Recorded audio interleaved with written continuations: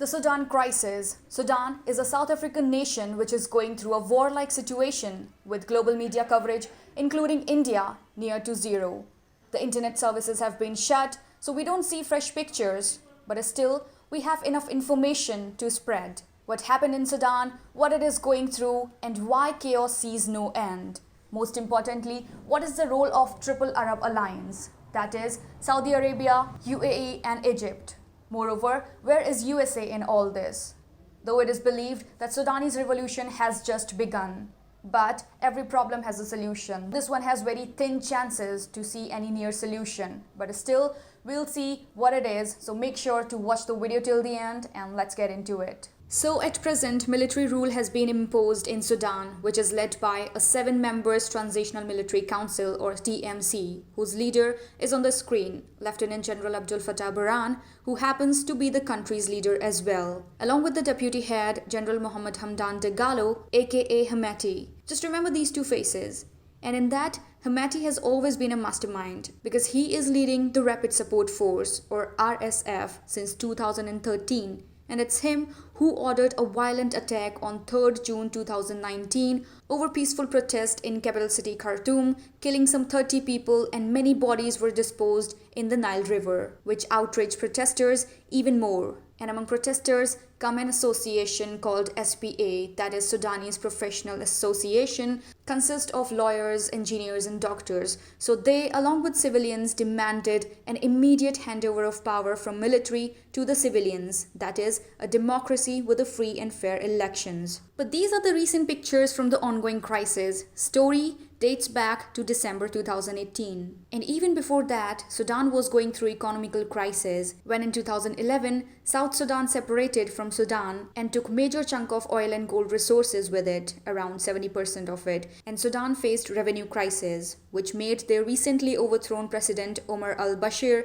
to ask for loans from the International Monetary Fund, that's IMF. And as per IMF terms and condition, Bashir then imposed new policy measures which removed subsidies from bread and fuel. In simple terms, bread and fuel prices hiked and inflation was about 70%, worst after Venezuela. And eventually, Bashir, the dictator who was ruling for 30 years since 1989, was finally overthrown on 11th April 2019 by yet again another military coup led by TMC, that's Transitional Military Council. Sudan was never happy under his rule, as country saw division, economical and political crisis, and also ethnic cleansing in the Darfur region of Sudan. Well, it is supposed that Bashir was of Muslim Brotherhood and went on to the killing of thousands from the ethnic minorities by ordering Hemeti. Remember, he was the then leader of Janjaweed militia in 2003 when Darfur genocide happened. And Bashir is blamed for that, and ICC, that's International Criminal Court, issued an arrest warrant against him in 2009. So finally, when Bashir was overthrown, Sudanese were happy once in 30 years. And I think that lasted for very few hours because military took over and announced Ibn Auf as the new head of the state, which was further removed within 24 hours because of major backlashes and wrong decisions. So finally, Abdel Fattah Burhan, earlier I showed you the picture, yes, this one, is now the head of the state, and this is how Sudan changed 3 leaders in 3 days, from Bashir to Auf, then currently to Burhan. And after Burhan, you know what happened, I've told you in the beginning. But the question comes, why isn't the chaos stopping? Is this the Gulf and Egypt who don't want civilian rule in Sudan? Then the answer is yes. It's the Triple Arab Alliance who, in public, fully support Sudan but allegedly involved in maintaining the disturbance. Now the in-depth answer to the question, why? Let's begin with Gulf nations first, Saudi Arabia and United Arab Emirates, and then we'll move towards Egypt. So basically when Burhan and Hemeti came to power,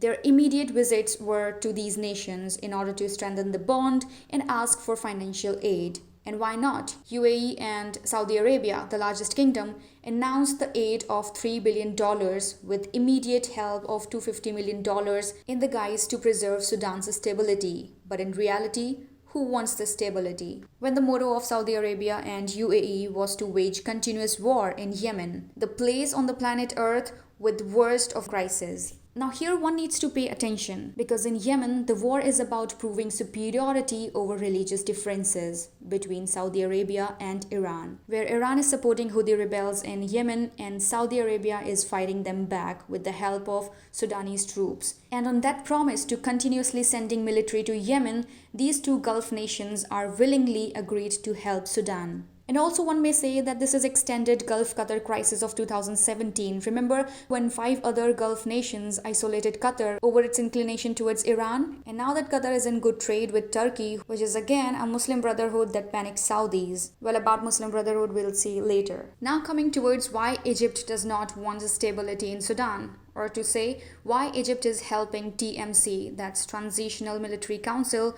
to remain in power. So here, Egypt will support TMC and give them unlimited help and every possible aid, but only if Sudan compromises on few of the following matters. First, the Hala'ib Triangle border dispute. Second, Grand Ethiopian Renaissance Dam. Third, Suakin Island. And fourth, Muslim Brotherhood. So very quickly and one by one we'll discuss about them. First, the Hala'ib border dispute. Now Sudan, after its independence in 1956, and Egypt both claimed their ownership over this piece of land.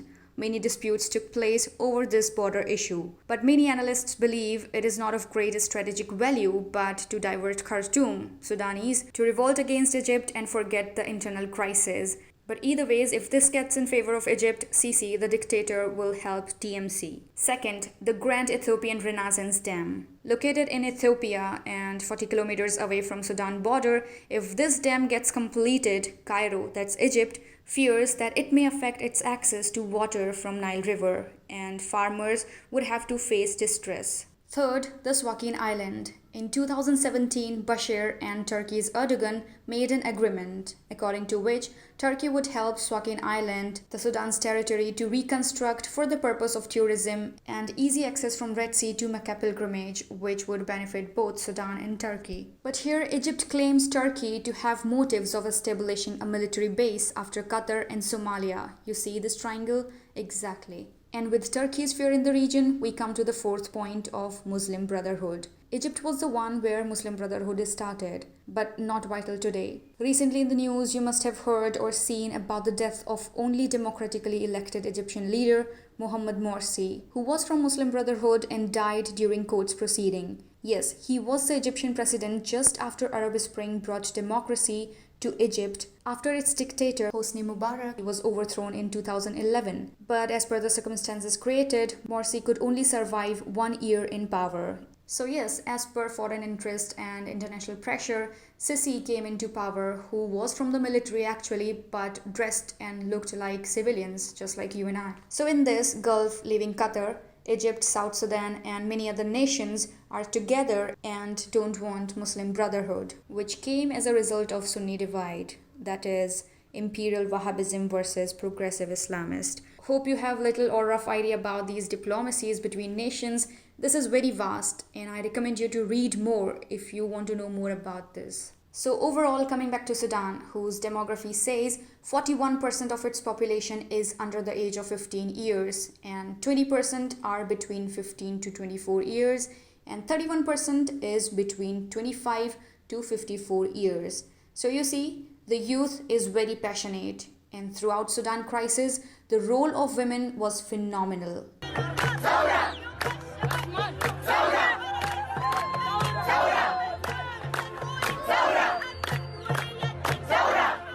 There is still hope among Sudanese that revolution will come. For now, internet services have been shut. And if in order to create awareness, we put a blue profile on our social media handle, it is no wrong. As it is believed that a person named Mattar was killed by military in the protest in the capital Khartoum and whose favorite color was blue. So it started from there, #Blue for Sudan, where it is very obvious that seeing blue profile Burhan will not step down. But if global media is not portraying Sudan crisis, we may create our own ways to aware people about Sudanese crisis. So this was all about today's video. Now if you're wondering what's the role of USA in it, well, USA has always been involved in Sudan since 1990s, I think. In 1991, seeing Sudan doing fine economically, USA along with Egypt invaded or attacked one of the petrochemical plant in Sudan. And in 1993 later, they attacked another petrochemical plant in Khartoum, the capital city, claiming that they are making chemical weapons which they will use on their civilians, and also imposed sanctions. It is also said near 2011, CIA used Sudan in order to gain information, in order to gain intelligence so as to overthrow Muammar Gaddafi from Libya. You know the role of NATO in it, right?